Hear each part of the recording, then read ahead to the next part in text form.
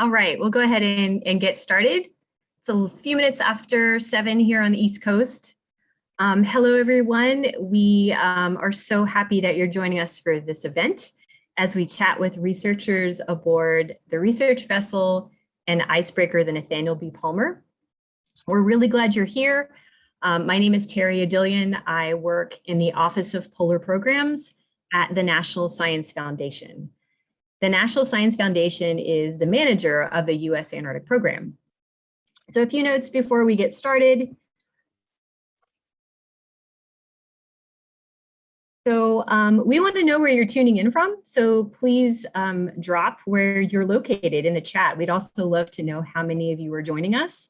So we'll keep the chat open for a few minutes while you share that information with us.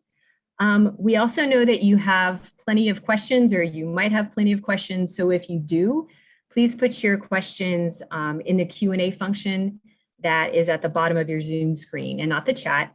We'll try and get to as many as we can via that Q&A function, and we'll also address some of your questions during this event as well. And then we'll also be sending out a recording of this event probably in the next week or so, so keep an eye out for that.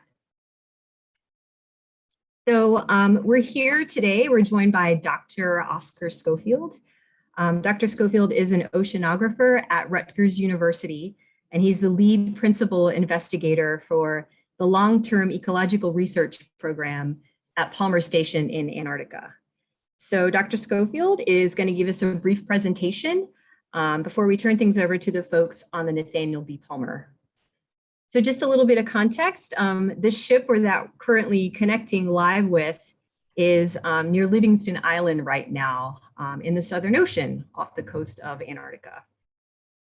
And then joining us from the ship is Megan Camino, Jesse Turner, Carlos Moffett, and Shavana Bent. So really happy that these researchers could join us today. So Oscar, I will now stop talking and stop sharing, and I'll turn it over to you. Great. And whoops.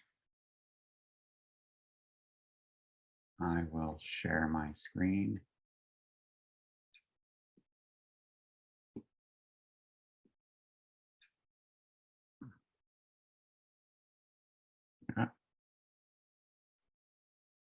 Can you see it? No. Not yet. Not yet.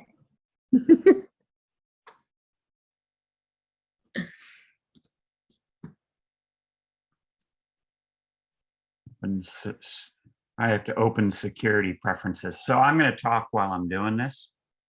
I want to welcome everyone here and want to thank you all for coming. I'm going to try to be really, really brief, because really the people that are the amazing people are the ones at sea right now. And the ability to be at sea and do something like this is really rare. And so we're pretty excited that we're going to be able to do this. So it looks like I unfortunately had a security update and am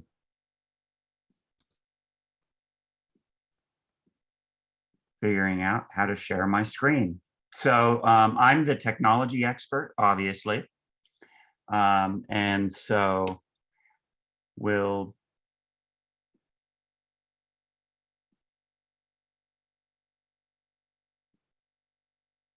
all right, we're going to do this while I'm playing. Can we turn over to the ship people? Because I got to find some weird button in my security things that updated. So, and I want to make sure I maintain my reputation as being a technology doofus. So why don't we hand over to the ship people to introduce, and I will fiddle with my system.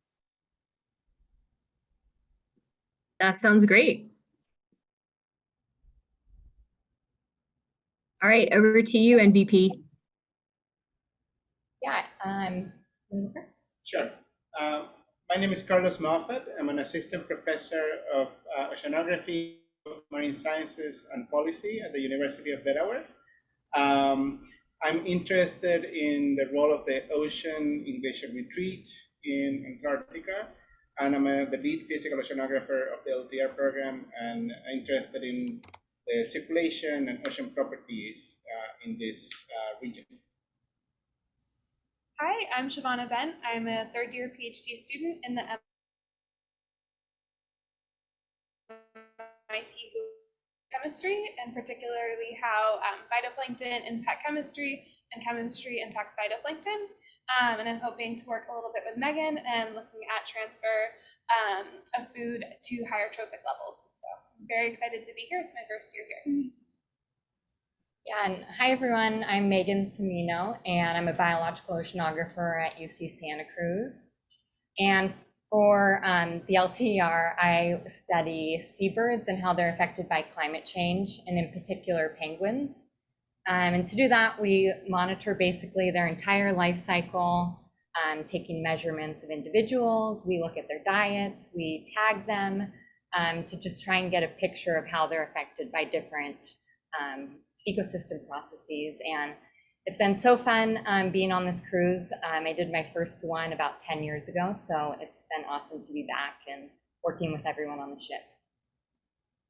Hi, my name's Jessie Turner. I'm a postdoc at the University of Connecticut. It's also my first year here. It's been amazing. I study phytoplankton and ocean color, what color the water is, how clear it is, and what kind of phytoplankton are there.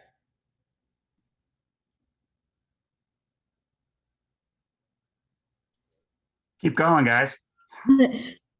Well, I'll just start because I think we've got a lot of amazing talent here on the ship. And first, I'm just going to ask you, because I want everyone to understand that you are coming from the middle of the ocean and we might get some glitches in and out because well, you can answer this. What's the weather like outside?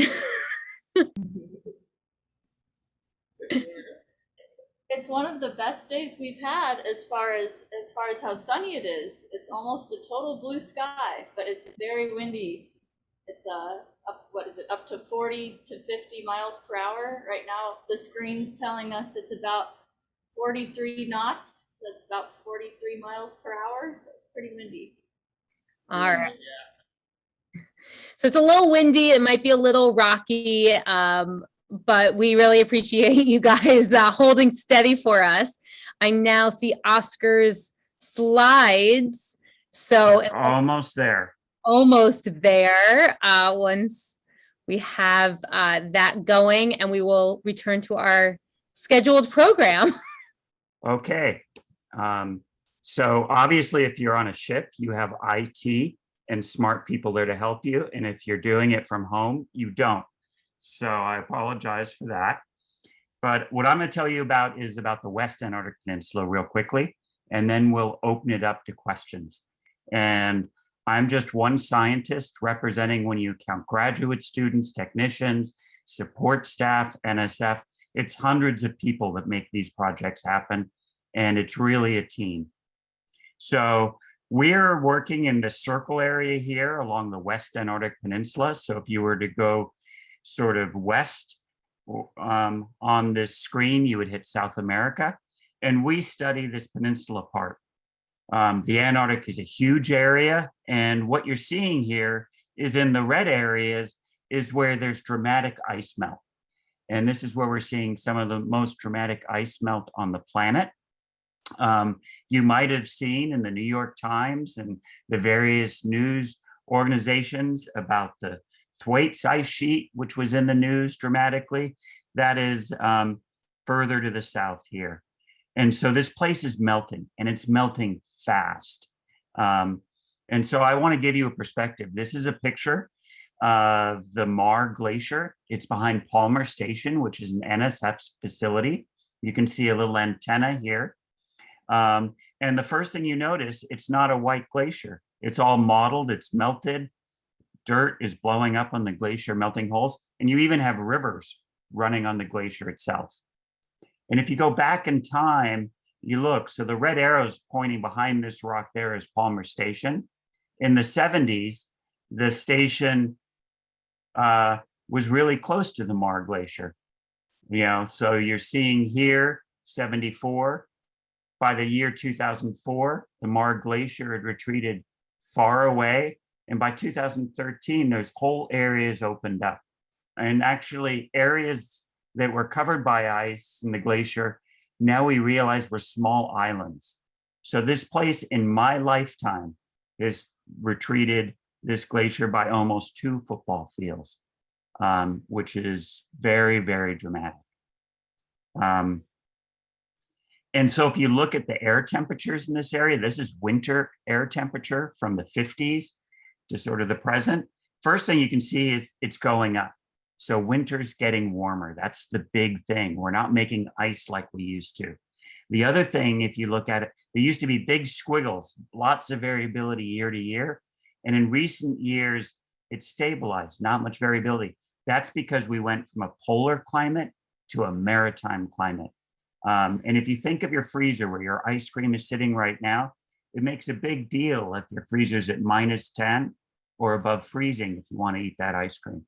And that is happening on the time scale of 20, 30, 40 years. So what's the Palmer LTR? It's an NSF program where NSF goes to unique ecosystems around the planet and sets up long time series to give us a snapshot of them. So what we do is this island here is where Palmer Station was. And that's where I showed you the picture before. We have people there every year sampling things at the penguin colonies. We also have the ship, which you're going to talk to them in a minute, going up and down the peninsula, giving a spatial perspective. And then we're applying lots of new technologies. These gray lines are where we have robots flying. And I'll talk about that and let the people on the ship talk about it. Up in this northern area, this was warm and wet. Now, it used to be a cold, dry polar system. So this area is melting. This area is still cold. Our project is to see how everything transitions as this warm area moves south. And the team on the ship is a bunch of scientists from universities around the world.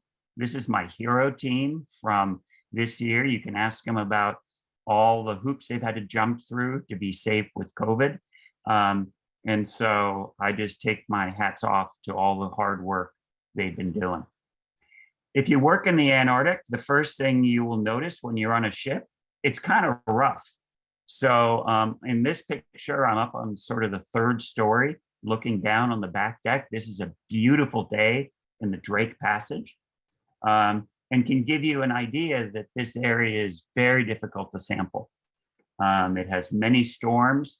Many storms are blowing at 60, 70, 80 miles per hour. So you're talking about hurricanes. And so while you can do many things on the ship, one thing I want to emphasize is we're using lots of new technology to do it.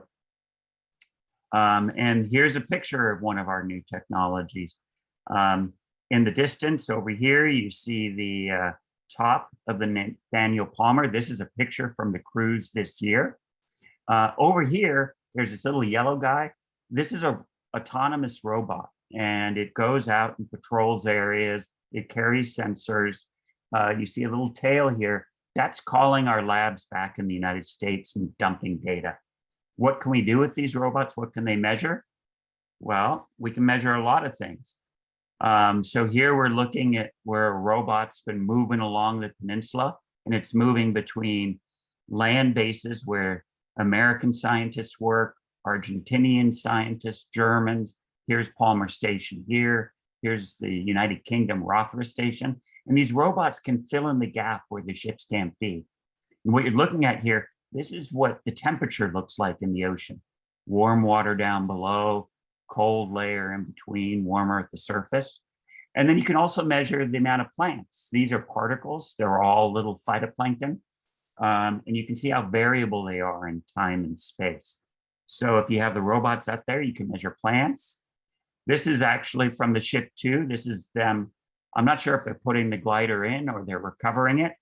But it's also carrying unique sensors. So you see this whole thing sticking out here. This is an acoustic system. It actually gives you maps of the krill, the fish, and all the organisms here. So we can measure the krill, we can measure the plants, and understand that part of the ecosystem.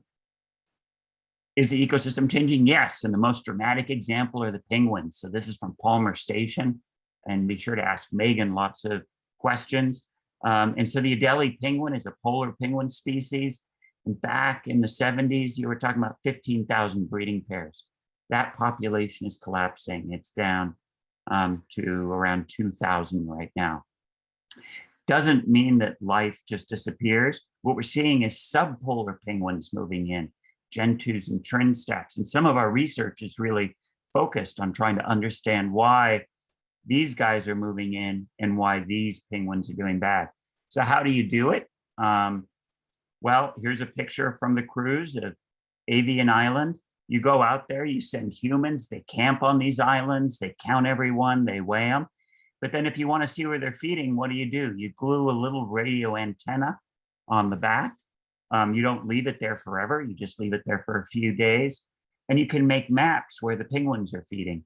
So these little dark areas represent 2 different years, and it's where the penguins are spending their time looking and eating those Antarctic krill. So you can see what penguins are doing. Finally, you can go sample the real big guys, the whales. And so this is during the cruise. They're not spearing the whale. What they're doing is they're attaching a suction cup system that essentially collects data as the penguin, as the whales are swimming around, telling them if they're lunging, the speed, the depth, and you can get all kinds of data. You can even put cameras on it. So here's a suction cup thing on a humpback whale. You're going to see it essentially open up and start feeding on krill in a minute. This is telling you sort of direction and tilt of it. You'll see the whale open its gullet in a minute here. There you go. See, there's the gullet. Then it's forcing the water out. You see these little guys swimming by. Those are krill that got away.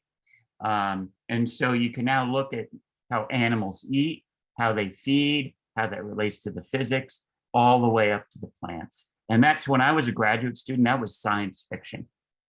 So sort of conclusions, climate is changing. It's changing where the ice is, and that ripples through to the physics, into the plants. That directly translates to the krill eat and up to the predators. But with support from NSF and these long time series and these new tools, we get to be out there all the time. And so I wanted to keep it short so we can get back to the real workers in the field. And I really thank you for all interest. And if anyone has questions, feel free to reach out to me because they're still at sea and I'm happy to facilitate any communication. So thank you so much for your time and consideration. Awesome. Thank you so much, Oscar. It's a great overview of the LTER.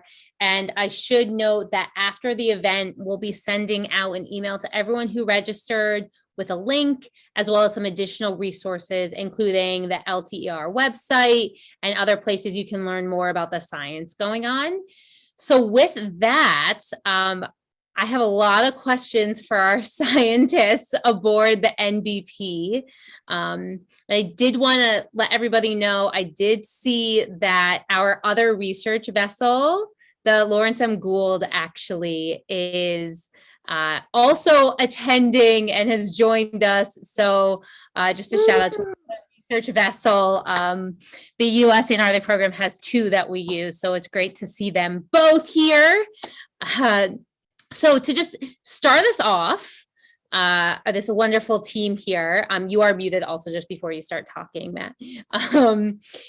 Can you tell us what's going on behind you? Because I've been looking at all of these screens and videos, and it looks like a porthole. So just give us a little sense of where you are. Yeah, behind Carlos is the outside world. That's our window.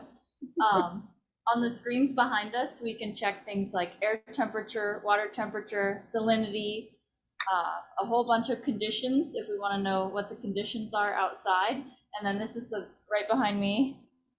Here is the bow camera, or the side. So you can see a lot of waves rolling by because it's really windy outside. Right, awesome.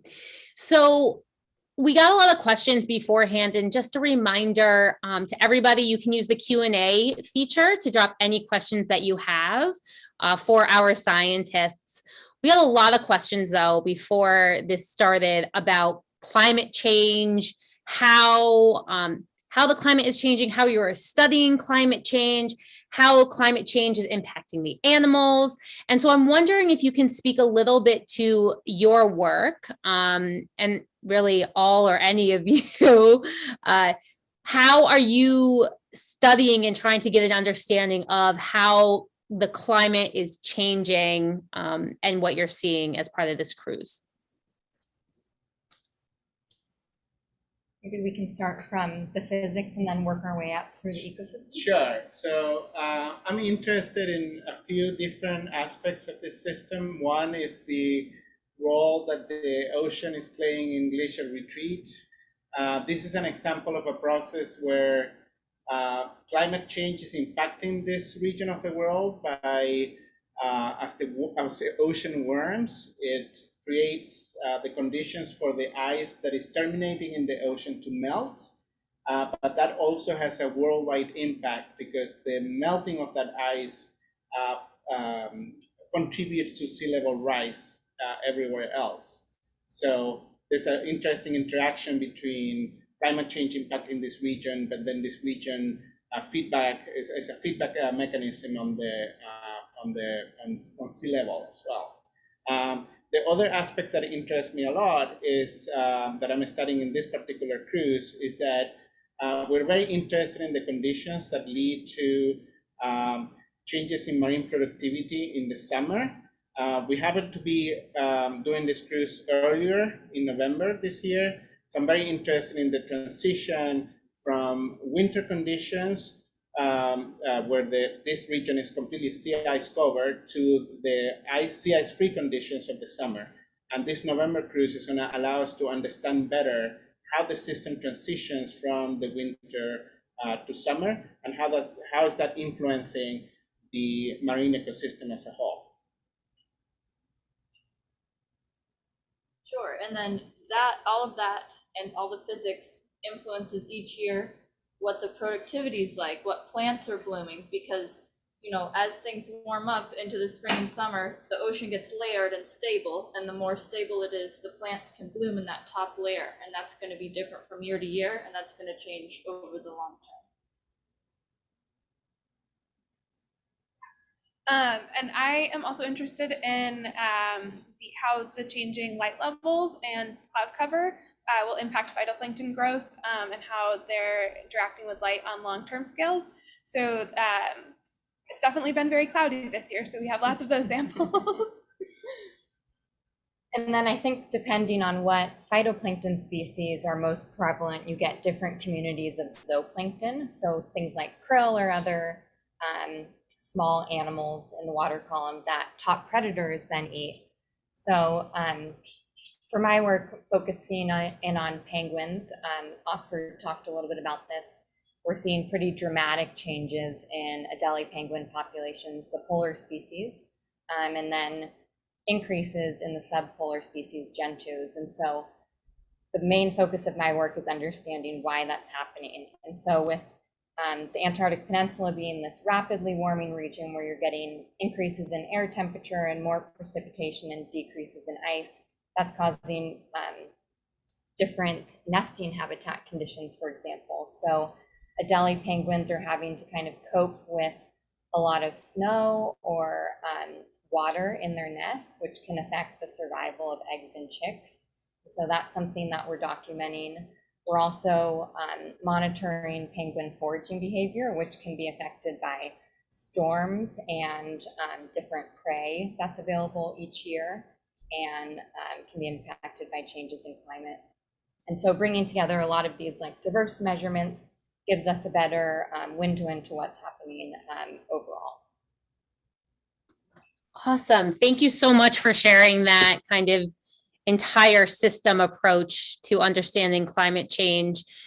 So we've gotten also a number of questions about the type of technology you used. or you use. Oscar kind of alluded to some of the robots. We have a question. Katrina's daughter asked why you have so many robots. And then we also have some questions just about remote sensing technologies. So could you speak a little bit to the type of technology that you're using a little bit more? Oscar gave a great overview, but maybe expand on that. Sure. So we can only be here once a year, right? And so for the rest of the year, we use a lot of technology to monitor the ocean and the conditions and the animals. Remote sensing, we can get ice conditions from satellite, and I'm interested in the ocean color from satellite, and that helps us see how many plants there are in the water as well. And then I think everyone else can talk about the other. Yeah, so Oscar already mentioned gliders, which are autonomous underwater vehicles that we can deploy in the water, and we can control them remotely. And they're very versatile because we can tell them where to go, how deep to go.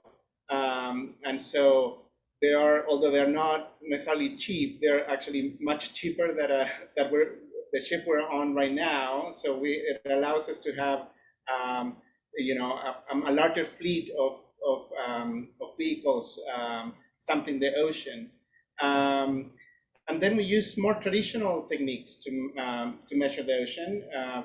The workhorse of instrumentation we use is what we call a CTD rosette, which allows us to measure ocean properties and also collect water samples, and that is a much older technology that goes back maybe 70 or 80 years.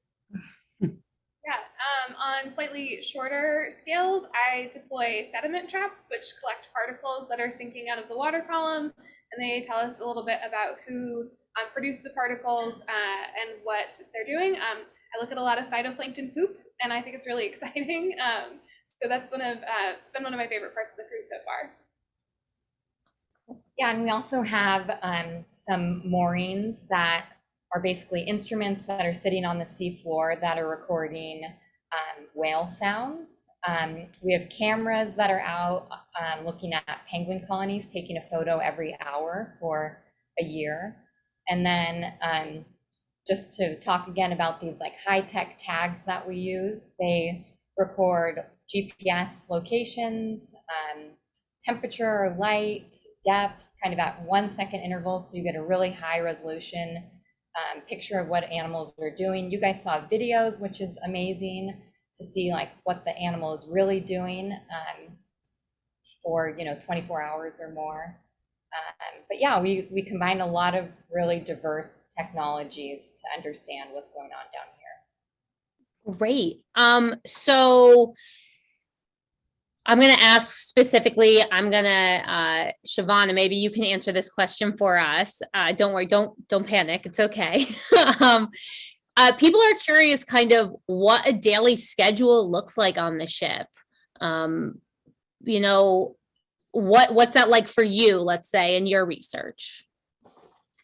Sure, yeah. So I think one of the big differences is we work 24 hours a day. So our team of 4 is split into 2-person shifts. So I'm on for 12 hours and off for 12. On a good day, if something goes wrong, you stay up. So basically you wake up, every day is a little bit different depending on where we are. We do CTDs, as Carlos mentioned, which we put the rosette down in the water, we bring water up, and then I do a lot of filtering.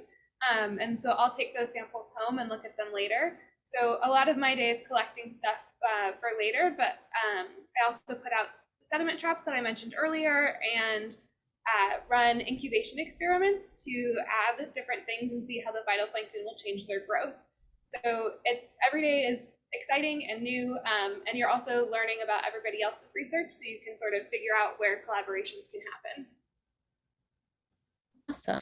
So following up on that, since you mentioned Carlos, how does the weather impact kind of what goes on in the ship? I know you've been part of these for some time, and you mentioned that it's actually a sunny day aboard the ship, so it's a bit windy. That's right. So we are lucky to have a sunny day today. Although as oceanographers, we care more about the wind, how windy it is, and what is the sea state. So how wavy it is outside, because that impacts our ability to deploy our instrumentation and to recover our instrumentation. I mentioned just a few minutes ago that we deploy these AUVs, these autonomous underwater vehicles. So we are now waiting for the sea state to get a little better so we can recover one of these vehicles that is now deployed. So the weather is one of those things that we have to work with. We have no control over, of course, and we have to kind of work around and try to be smart, move around sometimes when the weather gets bad in one region, and we try to find a slightly better weather. So we're always changing our plans to respond to weather conditions. Yeah. Awesome.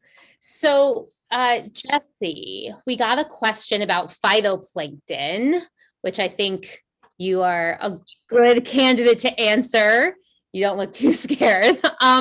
So are warmer waters resulting in any sort of blooms of phytoplankton, or are you seeing these increases in zooplankton in response to any increased primary productivity that you might see? Yeah, that's a great question. So it's different. It's different every year how to answer that question. Generally, yes, if it's warmer and the ocean's more stable and it has a nice stable top layer, you can get blooms of phytoplankton, and it can be a different type of phytoplankton depending on the year. Like this year, we saw something really cool in some of the deeper stations. We saw blooms of a special type of algae that we might not have seen later in the year, and so that was pretty special. So there've been some cool things that we've seen, and the type of zooplankton that were there were different than they usually see as well. So that was something different this year that we hadn't seen before. All right, so varies. That's interesting. This is kind of for everyone, just kind of to break up the science, if you will, but we have a question. What is the coolest thing you guys have seen so far on the cruise? I know your cruise is getting close to the end, so maybe it will be for the entire cruise, but is there something that stands out that you've experienced either from the scientific standpoint or just being aboard this vessel? I guess one of the coolest things that I enjoyed seeing was we were on the ship sampling far offshore, and we saw about a dozen humpback whales breaching and foraging, and there was, I think, 15 species of seabirds, and one of the really unique sightings was 26 individuals of light-mantled city albatross, which you should Google. They're beautiful birds, but it was a little hotspot of diversity that was a little bit unexpected, and along with those predators, we saw a really interesting community of phytoplankton and zooplankton and water properties to go along with it. So that was exciting for me. I can go next. So I came to Antarctica knowing that there were mountains here, but I expected them to be covered in glaciers and everything to be really smooth and flat. But as it turns out, it's really mountainous, and the landscape has just been really, really breathtaking. So that's been my favorite part, is waking up every morning to either a new view or a new sea state and just seeing what the day will bring. Yeah, I would say that as a physical oceanographer who's interested in ocean currents and properties, one of the really cool things about being part of this cruise is just learning about everybody else's work. And sometimes the cool things that people kind of get out of the water. So earlier in the cruise, we were sampling for zooplankton, and instead what we got is this gigantic kind of red wine color jellyfish, which was probably, I don't know, like 6 feet long or something. And the student's face when they got it out was just priceless, because I don't think Maya was expecting to see that out of her net. And I've been learning about my penguin species because I wasn't great about identifying different penguin species, but now I'm a real expert, so I can identify all the species in the peninsula. I'm very very proud. I don't know. This is the first time I'd ever seen a penguin. And we even saw orcas, which was an unexpected treat through the binoculars. So yeah, it's been a real treat to see the wildlife. That's awesome. Well, we actually have gotten a number of questions about penguins, so I'm kind of glad that both of you brought penguins up.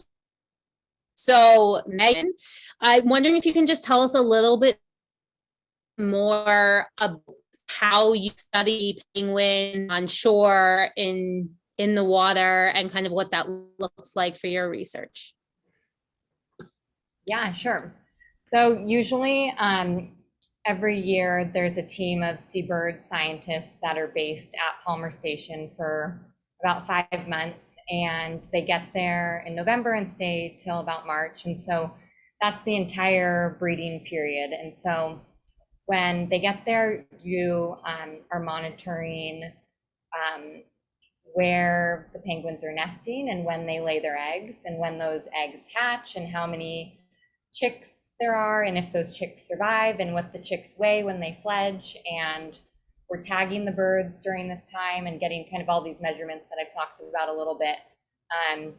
But to do this work, we are based at Palmer Station, but all of the birds are on islands around the station. So we're taking a little Zodiac boat from station to all these islands and zipping around kind of all day. And these are often really long days, like 12 hours. And you're doing a lot of walking and trudging through the snow sometimes. And yeah, like Shavana said, every day can be really different. You're doing different things, and we're monitoring also different species of birds, some of which eat penguins, penguin chicks or penguin eggs. And we're also monitoring kind of the mammal populations, the whales and the seals. Some seals eat the penguins, so we want to know kind of where they are and what they're doing. Or they can be competitors eating some of the same food sources as penguins. So yeah, we're kind of recording everything possible and trying to be outside getting these measurements most days of the week. And it's really fun, and I really enjoy it. And yeah, if you have follow-up questions to that, I can answer them. So any penguin questions, drop them in the Q&A. She's ready to go. Answer all your penguin questions. So how long is this cruise actually? How long have you been at sea? When do you guys get to go home? I think you guys were there on board for Thanksgiving, and Yeah. might not be. Yeah, so we were together with NSF. We've been trying really hard not to get COVID into Antarctica, of course. So lots of precautions, and so we left home. We all left home on the October 19th, and we were on quarantine partly in the US for a few days, and then we flew to Chile.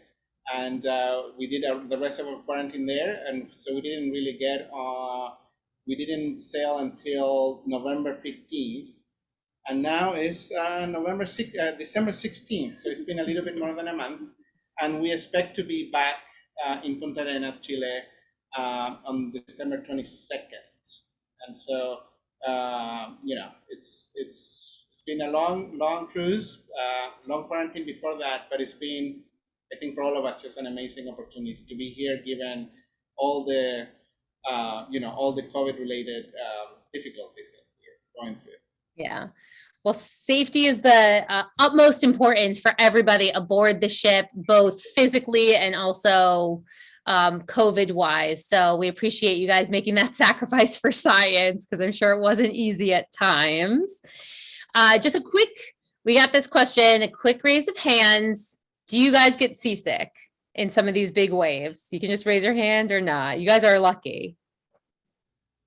Well,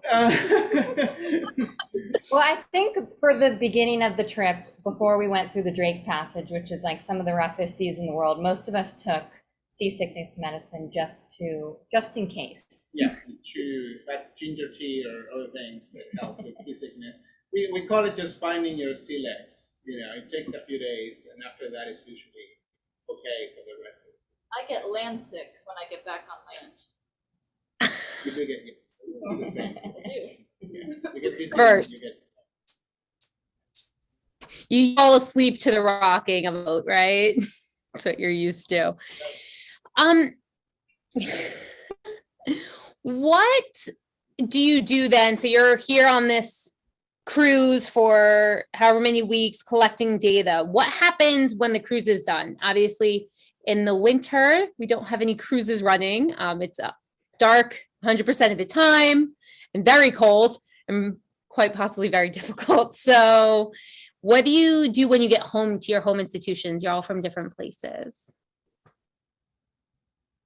I will spend around 8 hours a day in lab for the next probably like 6 or 10 weeks extracting all my samples, and then I will put them through a computer program and start to analyze data. So I get to do some hands-on work, and then I move to sort of computer-based processing and programming. They're both fun. Yeah, mine's very much the same as Shavana. I'll run a few samples that I've shipped back to my home institution, and I'll spend a lot of time looking at graphs and making figures of all the information I've collected here. Yeah, probably the same for us, with a little more writing involved. Yeah, and we also actually turn our attention to getting ready for the next season. So we have maybe a few months where we are dealing with the post-cruise logistics, and then we definitely turn our attention to getting ready, because it takes many months to get ready for the next summer, next astral summer. So yeah, it's a year-round process working in Antarctica. Absolutely. It's a lot of work. So we look forward to all your research papers coming out. Megan, we did get a few more penguin questions. So I am going to ask you one that I think is really interesting. Someone who knows a thing or two, but how does your research complement or differ from the work that some of our scientists are doing on Adeles in the McMurdo region? So for those who aren't as familiar, we have another US Antarctic program research station. It's McMurdo Station. It's a different part of the continent. And so we do have penguins. So that's kind of what this is a thing too. Yeah, so that's a great question. Yeah, so Adeles are a polar species. They breed around the entire Antarctic continent. And in the West Antarctic Peninsula, where we work, the Adelie populations are declining. In the Ross Sea, the McMurdo area, their populations are stable or increasing. But a lot of our research is the same. We're monitoring populations and studying them using the same methods or techniques. So we have really complementary data, so we can kind of compare what's going on between the two populations in the same way. But yeah, because climate and ecosystem conditions are very different in the two regions, the Adeles are responding in different ways. Awesome. Thank you. And people want to know, well, give the people what they want. What do you eat while you're on board? What's that part of your life like? I mean, I just had dinner and I'm already hungry again. So what's that like for you guys? Our cook is amazing. Shout out to all the kitchen staff and support staff on the MVP. They are amazing. This is so great. Yeah, pretty normal food. We've had like the most amazing brownies, and brownies cooked in more ways than I knew was possible. But yeah, pretty like standard food, pizza, like Taco Tuesday. That's a big favorite. They made it as a Thanksgiving dinner, Yep. which is very nice. Yeah, and I guess we should take this opportunity to mention that we are 18 scientists on this ship, but there are 47 people total. So it takes a lot of support to do the science. So we have, again, 18 scientists, but then 10 support staff, including Matt, who's helping us now run this webinar from the ship.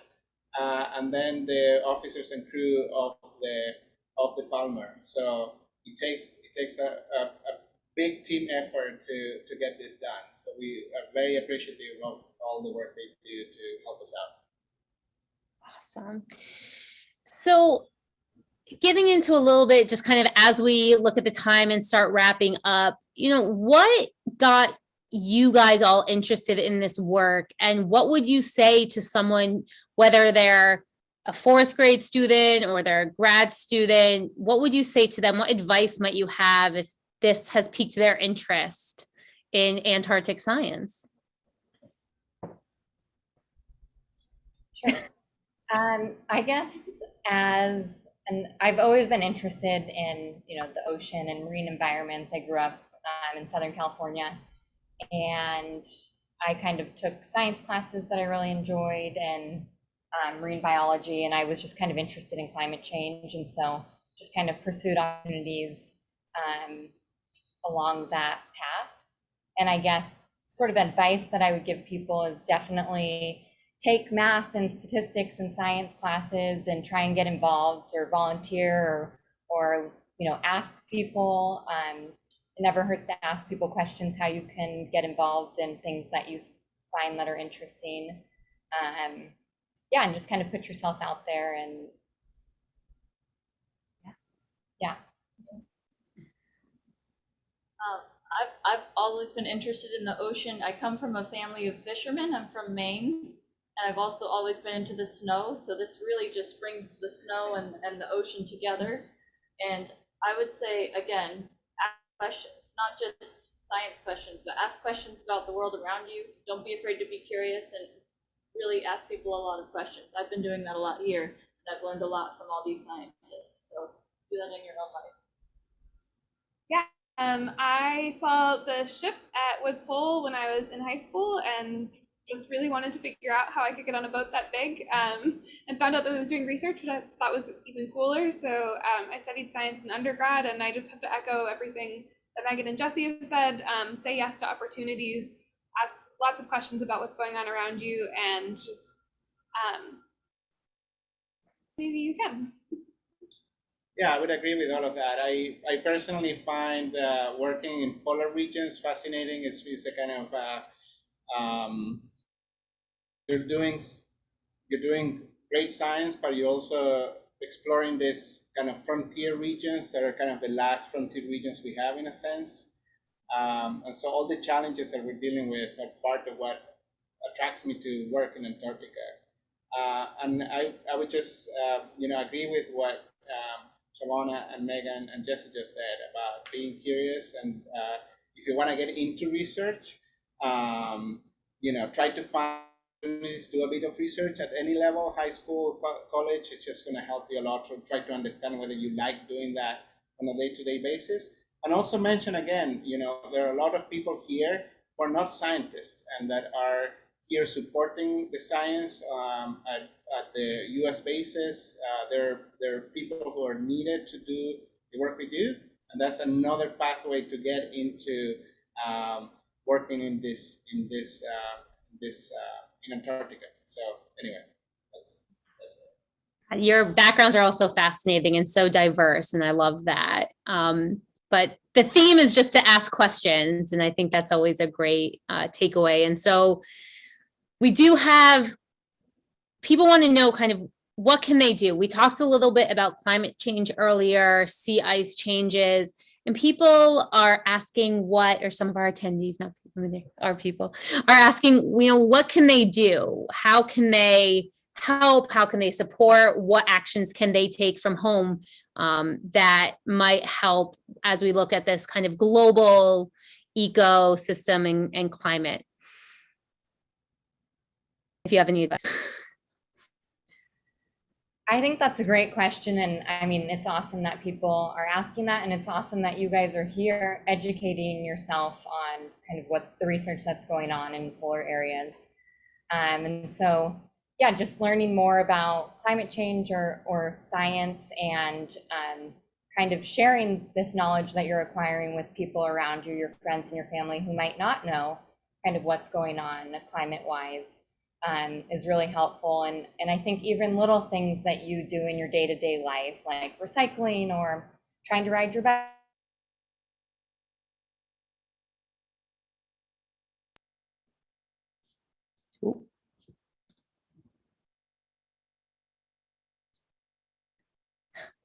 Must have been a big wave. Yeah. We'll see if they get back. Oh, Can I add 2 thoughts? Oscar, why don't you go ahead and hopefully they'll pop back in. So I guess the first thought in related to what you can do about the climate is the same thing about being a scientist. Ask questions, why is something changing? And do you notice changes in your own, world? Antarctica is pretty far away, but, are the flowers blooming earlier in your area? Do you see a signature?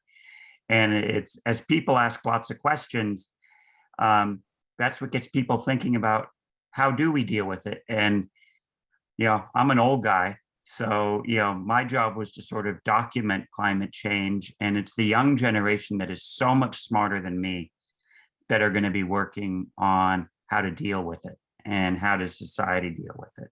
The other thing I wanted to emphasize was for education outreach. A lot of these programs like the Palmer LTR have dedicated outreach areas. So if you go to the websites and you look, they have curricula that if you're a teacher, you can use. They have data that you can access. There are summer internships that NSF provides that can get people into labs working if you're an undergraduate. And so I think the key message is we need everyone to start being scientists before college. The world has a lot of needs, and you should be a scientist starting in middle school or earlier, and you are going to have an impact doing that, and you just don't know what the final impact's going to be. And that's such a great way to kind of end. It looks like the ship might have gotten disconnected, but it is just about 8. So just some final thoughts from us here at NSF. If you want to learn more, like I said, we'll be sending out an email to everybody. You can look up more about the Palmer LTER at the URL here, and the USA Antarctic program, usap.gov. We've got a photo library. We've got this great kind of online newspaper where you can learn about the different things that go on across the continent. And you can also follow NSF on social media, and anything that you might want to learn about. So with that, I just want to thank everybody for joining us tonight. I know we had a lot of questions we weren't able to answer, but we do appreciate you submitting them all. And with that, we hope everybody has a great evening or rest of their day, depending on where they're tuning in from. Thank you so much for taking the time to talk to us. Thanks, everybody. Thank you.